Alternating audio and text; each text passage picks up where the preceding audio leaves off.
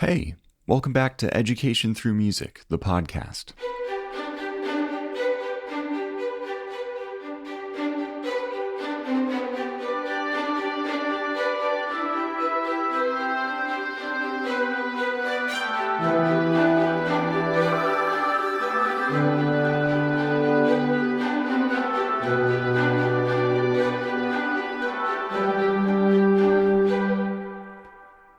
What is the place of technology in the music classroom? After all, some of the stuff written in 1450 still sounds great, and the violin is a piece of technology that hasn't needed more than a couple of updates in the past few centuries. Yet, music production is relevant to anybody interested in recorded music, which is a lot of us. So, what is the place of technology in the music classroom? To help me answer that question today, I am joined by an expert whom I first met in a grad school class on tech in music education at Teachers College. He was teaching the class, and he still teaches it, all while doing a lot of other things, which I'll list off in just a moment. My guest today is Dr. Jim Frankel, and he was the first person I thought of when crafting the line of inquiry we'll explore today. Here's a little more background on Jim. Dr. Jim Frankel is the head of digital education for Wise Music and the director of MusicFirst. Previously, he was managing director of Soundtree, and before that, he was an instrumental and general music teacher for 15 years in New Jersey public schools. Jim is a widely published author in various state, national, and international journals of music education. He is the author of The Teacher's Guide to Music, Media, and Copyright Law, co-author of YouTube in Music Education, contributing author for Critical Issues in Music Education, and co-author of Making Music with GarageBand and Mixcraft. In addition to his writing, Jim is a highly sought-after clinician and keynote speaker in the local, national, and international music education community. He's on the board of directors for TIME, NJMEA, and is a past president of ATMI. And now, without any further ado, Jim, thanks so much for being here. My pleasure, Noah. Very good to speak with you. So for a number of years, you taught as a band director. So I'm wondering, first of all, how tech made its way into your classroom and then later into your career trajectory.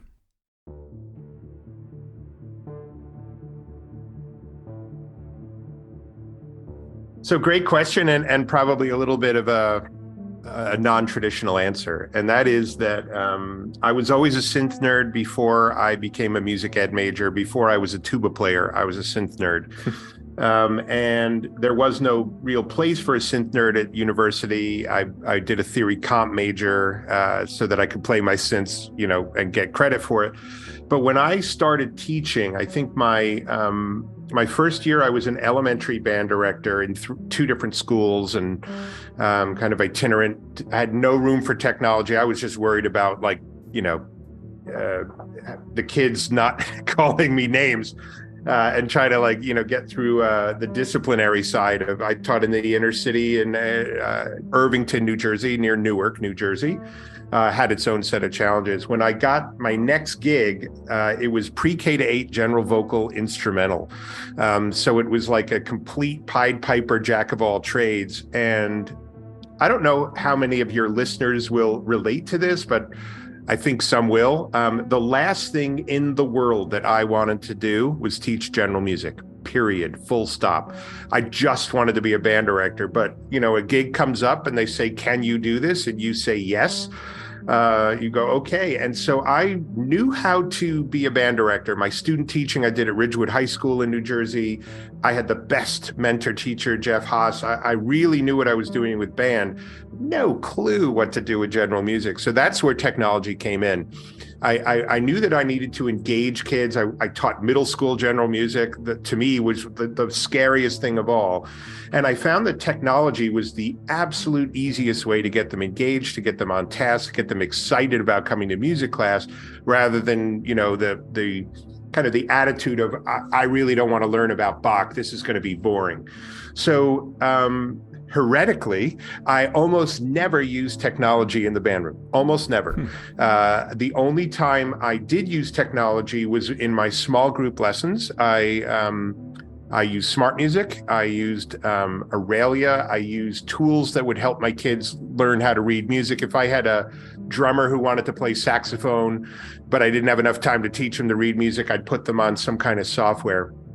So as a band director, it really became something ancillary to my teaching, because every minute of every rehearsal was precious. And as a music educator, I thought technology would be a waste of time during my rehearsals. Again, heretical, yes, but that's the way I felt. So hopefully that gives you, it wasn't really band that necessitated technology, or that it was more the general music side of things. Got it. And another thing that I'm hearing is that there was an opportunity to mix a little bit of something that was more in your wheelhouse, something that was interesting to you, with the general music experience, which was not your first choice, which is something I think is really important for music teachers, is to find the thing that they can get excited about so that the kids can get excited about it. I couldn't agree more, Noah. And my thought is that one of the many beautiful things about the subject area that we teach, I personally think it's the best thing taught in schools, and I mean that, is that we as music educators can really put a lot of ourselves into the instruction, into the curriculum. At my second school that I taught at, there was no curriculum. So they were like, Jim, just teach what you want to teach. As long as the kids are happy and are learning music, we're happy. So, I immediately fell back on the things that I was comfortable with, which at the time were technology. And I did a lot of musical theater directing, meaning being in the pit, like running musicals. I come from a Broadway family, so it was technology and musicals. So guess what we did? Musicals and technology. I had like 3 musicals running a year with kids. And then when I got to my final position in public schools, which was in Frankel Lakes, New Jersey, for 11 years, again, I was teaching general music and I was teaching band. And they said, Jim, you get to write the middle school music curriculum. So I did exactly. I got a music technology program. I had the kids composing, which is something I really love doing. I knew that if I liked it as an ADHD kid that was like, thought school was boring, if I liked technology, I was pretty sure kids in my class would too. So yeah, I think falling back on the things that you're really good at and passionate about also makes longevity a reality when you're teaching music, because if you're doing something you love, I started a jazz band because I love jazz. That's what keeps you happy. It's what keeps you coming back. And then the ancillary effect, in my opinion, is if the kids see that you're into it, they're far more likely to find your teaching engaging.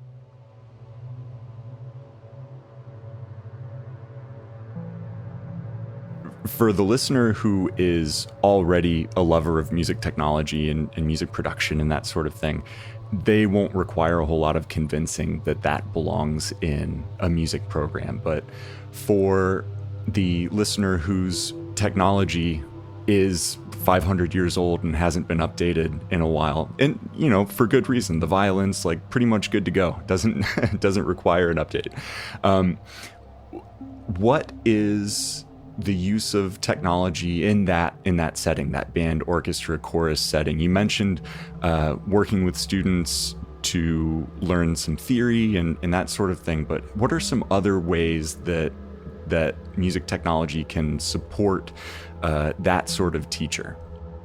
Excellent question. So there are 2 ways to answer this. One is the answer that will address the last 2.5, 3 years, and then the other is moving forward. On March 13th, 2020, I became a very, very, very popular person, because when the proverbial rug was pulled out of from under every single music program in the United States, because of the shutdown, everyone said, "What the heck do I do?" And I had lots and lots of ideas, and I helped lots of educators, and it made me feel real good.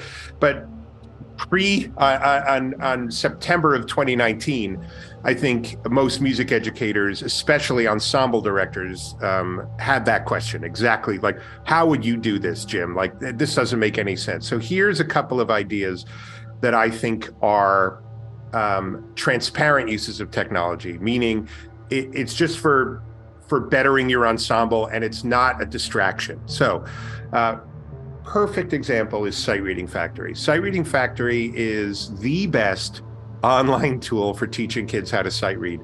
And as educators, pre-Sight Reading Factory, you'd have to run over to your closet, pull out some type of arrangement, choir, strings, band, whatever, hand all that paper out, then say to the kids, all right, we're going to play measures, 17 through 23 or 28, whatever it is, go. And they would butcher it. And then you'd all right, let's try it again. And they'd butcher it again. You're like, all right, fine. We sight read, hand it back in, put it all back, now completely out of order, throw it back in the closet. And one day in a year or two, you're going to open up and go, what happened here, right? So Sight Reading Factory is the perfect example of where technology is not getting in the way and helps you. So in that software, which is super cheap, you can have generate unlimited, never repeated sight reading examples for band, choir, orchestra. And as part of your daily warm-up, you're saying, all right, we're going to do our long tones, then we're going to play a couple of scales, then look up here on the board, wham, you do the sight reading and you move on. And then you go to your first piece and you're rehearsing it. That may not sound like technology integration, and that's what my whole philosophy of technology is. It's just another way, it's just a tool. That's all it is. And if you treat it like some special thing, then it doesn't fit. But if you're doing that, I mean, I've been to so many band rooms in my career. I've had the privilege of traveling around the world, but in the United States, if I go to like Texas, to a Texas band hall, as they call them, they've got Tonal Energy, which is this really awesome iPhone app. And they've got it blasting through the speakers, and they've got their metronome going, and they've got their tuning tone, whatever you have. That band director is not thinking, wow, I'm using technology. He wants his kids on task the second they get in there. And the choir director and the orchestra director, they're thinking the same thing. The only other way, I love passive uses of technology in the ensemble, and that is for recording. I had the privilege of taking a tuba lesson with Sam Palafian, who's no longer with us. And the lesson that he gave me, I never forgot. I drove all the way up to Boston Conservatory, paid a lot of money to take this lesson, and all we did for an hour is he taught me how to record myself playing the tuba. He didn't teach me any technique, nothing like that. It was purely, wow, Jim, you need to hear how you sound. And so I listened to myself, and for any musician, any listener, that when you hear yourself sing or play back, it's very humbling, because what's going on in your head is very different than what's going on in everyone else's ears. Right. So as an ensemble director, record them all the time. Have them go play right through a piece. If you're a choir director, sing through the piece and then immediately play it back for them and ask the kids, what did you hear? What do we need to work on? How is the blending? How's the intonation? And that, to me, you're building musicianship skills, and it's a kind of a passive or not in the way use of technology. Those are two: Sight Reading Factory, recording, and even things like, practice assessment, whether it's smart music or MusicFirst or sound check or whatever you use to get your kids playing or singing and getting feedback. It doesn't really matter. That's also another use, but that's outside of the rehearsal time.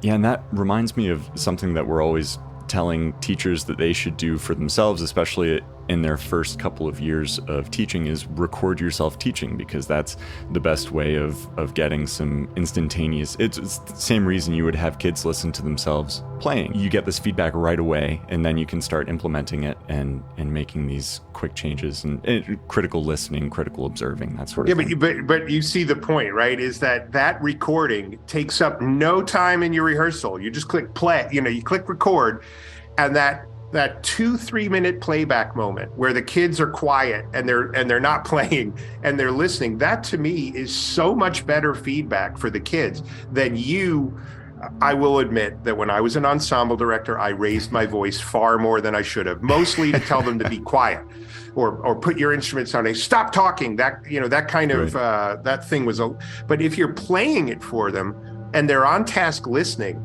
and then going, wow, I hear myself, or wow, the drums really are too loud. Dr. Frankel always says we're too loud, but they really are too loud. It's far better than in my opinion, that recording speaks way clearer to the kids than anything you can say to them. And that, as you mentioned, that is a passive use of technology where you don't have to spend an entire lesson teaching the students how to use a thing that they may or may not get any use out of. It's something that's set up in the back of the room. You hit the button, and then you've got your value add without all that extra effort.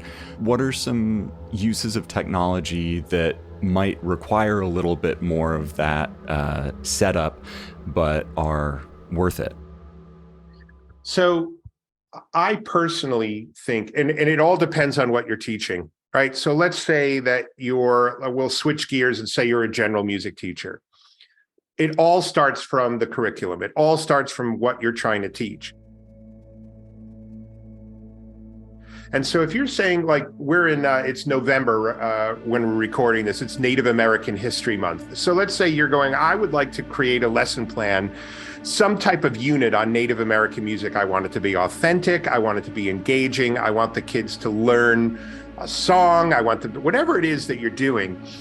The way I look at it is you then go on an amazing website called Google. You look around for like resources that are out there. You try to vet them and make sure they're from a reliable source like the Smithsonian or something where you go, yep, I bet this is legit and not just somebody, writing something.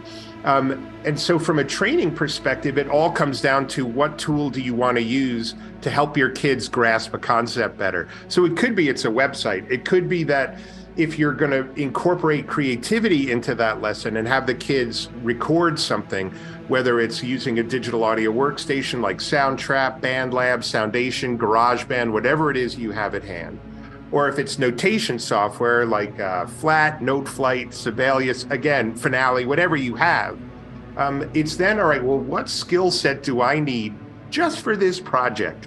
Because I think a lot of music educators specifically are so overworked as it is. They've got so many side hustle gigs. The minute they leave the school, which they're usually the last one to leave, the minute they leave, they're probably doing 3 or 4 private lessons before they go to a rehearsal with an ensemble they're either conducting or playing with. I remember when I was in my 15 years of public school teaching, I had no free time at all. So, the idea of saying, well, Jim, you're going to have to become an expert at something like Soundtrap in order to do this project. Absolutely not. Go on and find exactly, all right, the kids in this project are going to need to know how to record audio. You go to Google, you go to YouTube. How do you record audio in Soundtrap? You find that out, and that's all you need to be able to teach. If you do it like that, chunking the training into digestible little, like, I need to be able to do this, as well as enlist students, usually the biggest pain in the butt kids, enlist them and say, I would like you for extra credit to learn Soundtrap inside and out. And when any kid has a question in the class, I'm going to turn to you and you're going to give them the answer. It gives the kids a sense of agency, a sense of, wow, I'm actually important. The teacher's telling me that I'm the expert in this. I know it might be a radical concept for some, but my biggest discipline problems when I was teaching at the middle school level were also the best at computers. It was literally a correlation. And I'd be like, all right, can you learn this software like inside and out, just in case there's a question? I'll give you an automatic A on the project as long as you're my helper. Cool, Frankel, that's awesome. And then you're on. And I think that would work in any teaching situation. So Noah, to get to a very long answer into a very succinct soundbite, I would say that all teachers need to be able to do is stay one step ahead of the students with the functionality of the software, but that software should always be used and dictated by the needs of the curriculum that you're teaching. Right. So technology isn't the end in itself. It's always a way of getting to an end that you might not otherwise be able to get to. Correct. One of my dearest friends in music education. Her name is Barbara Friedman, and I adore her. And she has a mantra that I wish I came up with, and that is teach music, the technology will follow. If you keep as the center point of you're hired to be a music teacher, not a technology teacher. And so if you just use technology as one of many different modalities to get a concept across to your kids, you're using it correctly, in my opinion. And if you instead think of it, oh my God, I have to teach sound trap. No, you don't have to teach sound trap. You have to teach your kids how to record themselves singing a song. That's what you have to learn. I hope that makes sense. It's a real mindset shift that a lot of music teachers aren't really aware of, and that is that you don't have to know every button. You don't have to know everything about the software to be able to use it effectively.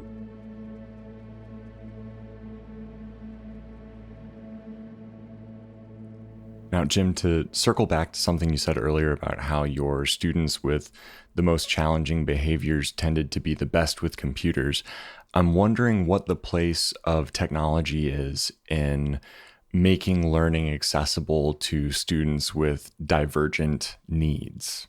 It's such an important question, and it'll sound cheesy, but I have heard countless stories of kids who, instead of dropping out of school, the reason they're there every day is because of a music technology program. And it sounds trite, but I'm telling you, I hear this over and over from teachers, especially teachers in urban centers where these kids are just like, they hate school, but they've got one passionate teacher who's giving them this access to this world that otherwise they wouldn't have seen. So let me explain where I think this all stems from. Every human being that has ever been and ever will be is creative. Every music program in the United States, with many exceptions, but most music programs never give kids enough opportunity to be creative musically. I'm saying that there's a musical creativity in every single kid, not just creativity. And I think that kids who have basically in their mind said, school is not for me, I don't like this, I don't want it, there's a deep reason why. It could be their home life, it could be issues that they're struggling with mental health, with their social interactions with other kids, with their own family history, that they just don't want to be here. They're not enjoying the journey, right? And those are the kids that need us the most, in my opinion. And I truly believe that when you give kids with those kind of issues an outlet to be creative, whether it's they are going to create their own hip hop and they're going to rap and they're talking and telling stories about their own lives, and those lives may be very different than the teacher's life. These kids may be exposed to things that you wouldn't dream of being exposed to, whether it's shootings, gang violence, things with their parents, things that they're being out on the streets at 2:00 in the morning. We don't know what happens to the kids the minute they go out of the doors of the school. We just hope they come back the next day safe and happy.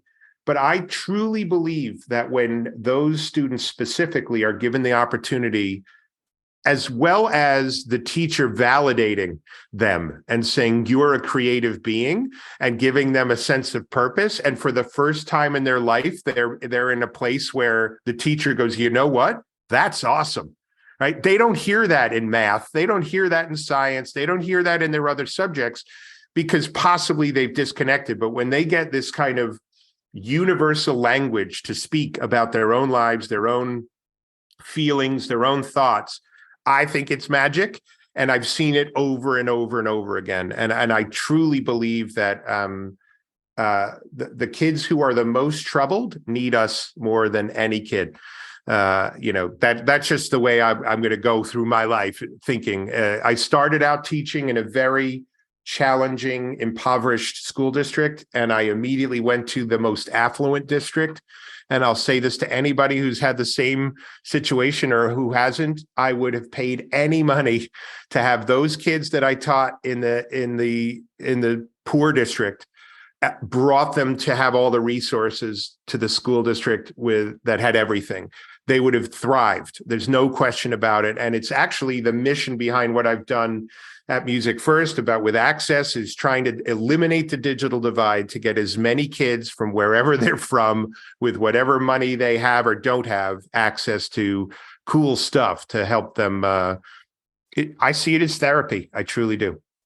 So that raises another question for the teachers listening who are teaching in that sort of underserved school district, who are doing their best to string together a music program. What are some resources available through MusicFirst that they should look into? Well, I don't want this to sound like a commercial at all, Noah, because it really isn't. I truly am a music teacher first.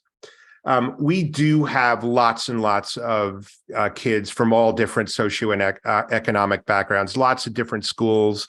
ETM has a whole bunch of MusicFirst stuff. And if a school has the budget and they're lucky enough to partner with organizations like ETM, and they have the finances, they can get stuff and bring it in. MusicFirst has curriculum, it has software, and it has support. However, and this will, I'll veer off the script for a minute. What I hear from a lot of music teachers, and it makes me sad, is they say, we don't have any money, so therefore we can't do anything. And that's just simply a defeatist attitude. I truly believe that, in my district, I taught in Frankel Lakes, New Jersey, very wealthy. They did not provide me with a computer. So I had two options. I could have sat there and gone, well, if you're not giving me a computer, then I'm not going to use any technology with my kids. And the union actually told me, do not, under any circumstances, bring in your own computer. So I was like, you know what? Do I do this and cut off an appendage and not teach the way I want to teach, or do I bring it in? So I brought in my own computer and I got a projector from the library, and I did whatever I could using free tools. There is so much good content online that's free that teachers can use. Incredibox is one. BandLab is another. You can use the free versions of Noteflight and Soundtrap. You can go on musictheory.net. There's Chrome Music Lab, Groove Pizza, you name it. There's so much good stuff out there that's totally free.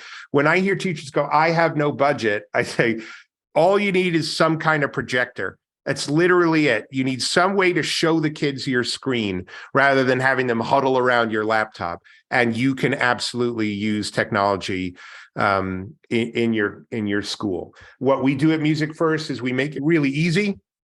We put it all in one place with one login. The content has software tasks built right into it. Super cool. If you have the budget, great. If you don't have the budget, don't give up hope. Go and get the free stuff. Invite your administrators in and say, look what I'm doing with no budget. Imagine if you could pay this much money for this software so the kids could actually save their work and have it. That's usually the differentiator between free and paid software. You always have to be your own best advocate as well. I did that. Funny, Noah, when I joined the corporate world, I was being interviewed by the president of Korg USA. And he said to me, isn't it bizarre that a middle school band director is about to become the head of a multi-million-dollar sales organization? To me, that makes no sense. And I said to him, first of all, what I have in my head and what my experience as an educator, you can't buy. That's number one. But number two, music teachers are the best salespeople of all, because not only are we selling our amazing subject to students who may or may not think it's cool, but we're also selling it to the community, to the parents, to our colleagues, and to the administration, why it's so important. I hate the fact that we have to advocate for ourselves, but we do. It's part of the gig. And so we're the best salespeople, in my humble opinion. So hopefully that gets to the point, Noah. It would be great if we didn't have to have these skills, but we definitely get them over the course of teaching. So here we are recording a podcast about technology and music education, which is already pretty meta.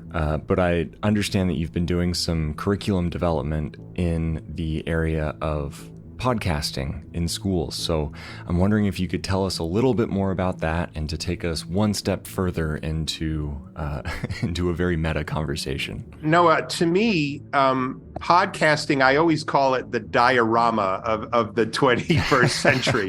When I was a kid, if a teacher said you had a book report, I would just cringe. It's my least favorite thing to do.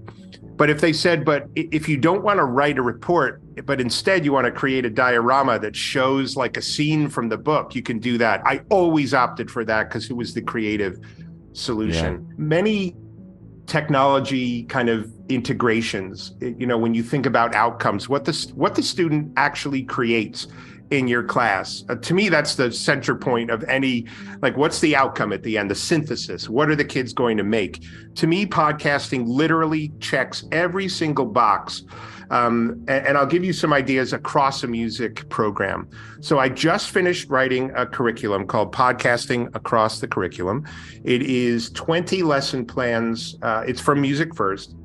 It's 20 lesson plans that get you from what is a podcast to promoting your podcast. So it's everything in between: composing, Foley effects, even making a pop filter for your, what kind of microphone should you use, how to do like what we're doing right now, how to record a podcast over the internet on tools like Zoom. Mm-hmm. So 20 lesson plans for like getting from point A to point Z with podcasting. But what I had the most fun writing were the 30 projects that I came up with, 30 different projects that you can do. So I'm going to give the listeners, and by the way, podcasting, we're doing one right now, but for those of you that think, oh, it's some incredibly difficult thing. No, it isn't. It's an audio recording. That's it, right? It's an audio recording that you post on a website that has an RSS feed, which is really simple syndication. You can get it on SoundCloud, on Spotify, whatever. That's all free.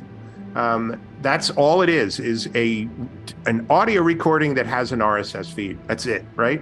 So you can do it with GarageBand, with Mixcraft, with Soundtrap, Soundation, BandLab, doesn't matter. Even a handheld audio recorder, you can make a podcast. Audacity, you can make a podcast. So here's a couple of ideas. Number one, recruitment, program recruitment. Here's a great idea for, you want kids to be in your choir in your middle school next year.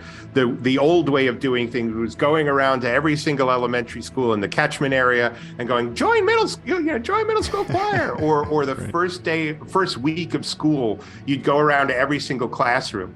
Here's a better idea. Have your students in your choir. A quick assignment. Why should other people join choir? Have them write it down, right? Pick 10 of the best statements from the kids. Then you stitch together and have those 10 kids come up and record themselves saying what they wrote, right? And then you as the teacher, you start off the podcast introducing yourself, what it's like to be in choir, how many performances you do, but don't take my word for it. You hand it over to all the kids. They all say, oh, you should go join choir because of this. And then you come in at the end. If you'd like to join choir, here's what you need to do. Come to my room 127 on Tuesday or Thursday mornings with a parent, and you're in. So program recruitment podcasts like that, kids love podcasts. That's a not unknown secret, right? Every kid, true crime podcasts are listened to by 10 to 25-year-olds, like exclusively. That's who's listening to these true crime podcasts. Right. So make a recruitment podcast. Have a This Week in Music History podcast, which is the first project I ever did with my kids. And don't do Western music history. Do music history today. Do like nothing older than 20 years and assign groups of students, hey, you're going to get the week of November 7th. And November 7th to November 12th, look, here's a couple of websites where you can go and see what happened. Oh, Beyonce released her album, blah, blah, blah, on November 10th, 2008, and then speak about that album. So This Week in Music podcast, program recruitment podcast, do your concert program notes as a podcast. So your winter concert coming up, at every single piece, you put a little tiny QR code that because we've all been doing COVID dining and they took away menus for some reason. So now every person knows what a QR code is. Have the parents scan the QR code over the piece. So let's say you're playing First Rockin' Christmas by Feldstein and O'Reilly. You put the QR code and there's a kid going, "This is First Rockin' Christmas by Feldstein and O'Reilly. We really enjoyed playing this piece. Mr. Teacher says that this is the hardest piece this band has ever tried." Whatever you want to do, you put program notes on QR codes. Again, it's an audio recording, but the ability to scan it and then have a music department podcast. And once a month, you as the teacher this is what's going on in the music department. Here are some upcoming performances. By the way, there's an audition coming up in March for NISMA Ratings Festival. You might, if you're interested, have a monthly podcast. I used to do a monthly newsletter for my music program. Having a podcast makes it seem much cooler. Again, all a podcast is an audio recording with an RSS feed that's available online. It is no different than a printed out newsletter. It's no different than any other way of assessing kids. It's a new and trendy thing. The funny thing about podcasts is that they were super popular from 2006 to 2008 in education. Then they dropped off the face of the earth. Like nobody cared about podcasting. I was doing podcasting back then. My kids loved it. It went away, and then all of a sudden Serial, the podcast on NPR, came on. Right. And now every 20-something in the world was like, "I love podcasting." And now it's back big time in schools. So with software like Soundtrap, and we have a brand new partner, hardware partner called Focusrite. They make a product called the Vocaster, which makes it very, very easy to record podcasts. It's something that I think every music teacher should be doing. So I hope that gives some ideas. You can do it completely for free. If you need help, jim@musicfirst.com. I will absolutely help you. I'll point you in the right direction. You just go to SoundCloud, set up a podcasting channel, you're good to go. That's awesome. And the thing that occurred to me is that a newsletter is great. Newsletters are very helpful, but you can't put audio in a newsletter. If you're doing a music department podcast, it's your newsletter with your sound built in. With your choir singing in the background, with your band, with your string orchestra, whatever it is, your ensemble, mariachi, steel drums, whatever you're doing with your kids, have that playing in the background. We're rehearsing for our upcoming concert at the All-City Festival.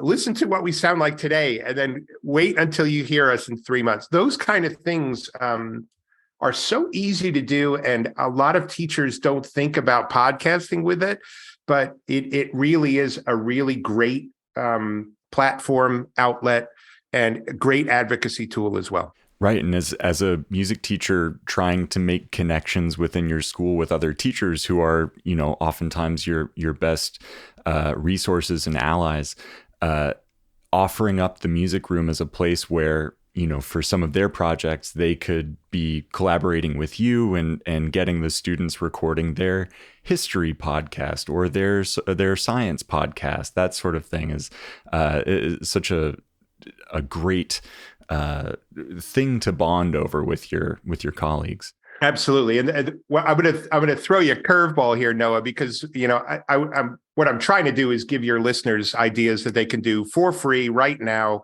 with their kids that'll advance their cause. Here's another one. And this is crazy, but I found this website the other day and I'm absolutely obsessed with it. And it's all about beatboxing, right? So beatboxing, if you don't know, is making drum beats with your mouth. And there's, I've been to clinics at conferences and they get a little cringy when the presenter will say, all you need to do to beatbox is say boots and cats, right? And and everyone's sitting there going boots and cats and boots. And it just sounds terrible. Right. I get the cringes because I'm like, that is the opposite of what beatboxing sounds like. So there is an amazing website called Bizkit. And here's, for those of you that did not get the spelling of that, it is BZZKTT.com, Bizkit.com. It is this guy named Gavin Tite. He's a reverend, lives in Bermuda, and has the most fleshed out curriculum I've ever seen on how to beatbox, with videos, close-ups of his mouth talking. This is exactly how to make this sound. And that's totally free. So if you're a listener and you're like, I don't know what to do with my 7th grade boys, they're driving me bonkers. I don't know what to do with my 5th grade girls, they're driving me bonkers. Get this site, do a couple of lessons with them, and you watch. All these kids are going to be doing in the lunchroom from now on is beatboxing. We are at MusicFirst. We license the curriculum. We're bringing it in so that we're going to attach it to Soundtrap recording tasks. It'll be part of our curriculum as well. But bzzktt.com, you heard it from me. Go check it out. It's absolutely free and absolutely fantastic.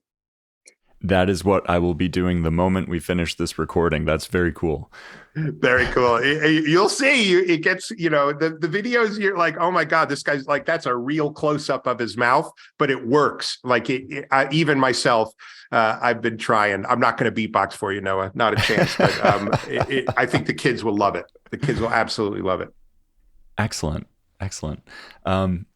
All right. Is there anything else that we haven't talked about? I mean, plenty of stuff, but yeah. I mean, what I'd love to leave your listeners with is that I have spent the last 35 years trying to convince music teachers that technology is a force for good in the classroom. The pandemic made it necessary, but after the pandemic, a lot of teachers kind of went, I'm not using this ever again. I have PTSD. I don't want to ever see Zoom again. I never want to see Google Classroom again. Like, I don't want anything. The bottom line is that the way I personally feel is that you are a music teacher. You do the best job you can, delivering the best curriculum you can, using the best pedagogy you can. And technology as part of that approach, I've never seen it go wrong. As long as you're using it effectively, consciously, and using it to better your instruction rather than distract, it's a good thing. And what I'm about to say next rubs some people the wrong way, so I don't want anybody to get offended. I personally believe that it lends relevancy to your teaching with the kids. And what I mean by that is that the kids are seeing technology used in every other classroom and probably used very badly. They'll probably have a teacher who uses PowerPoint and reads every single word on every single bullet. And they just are like, I can't stand this. In my opinion, music teachers have the coolest possible tools to use. And when kids see it and they see you using technology, even a tiny bit, they're like, whoa, this teacher's awesome, because they're doing something quote unquote fun, something meaningful, something relevant. And I don't mean that you can't be a good music teacher without it. That's not, I didn't have it. I was a pretty good music teacher. I did not have technology when I first started out, but it can make you a super teacher if you use it effectively and conscientiously, I should say. So, YouTube is your friend. Go on YouTube and look up, how do I do this? How do I use Soundtrap? How do I use Noteflight? How do I use Flat? What do I do with BandLab? How does Incredibox work? I use YouTube all the time, and I use Google all the time. There are a lot of amazing music teachers out there that'll help you. And I applaud you and thank you, Noah, for having me on to talk about the subject I love most. And I'm hoping that people will get inspired to try integrating technology into their teaching as well. Awesome. Well, thanks so much, Jim, for being here with us today and sharing some of your insight and know-how. I appreciate it, Noah. You be well and have a great school year.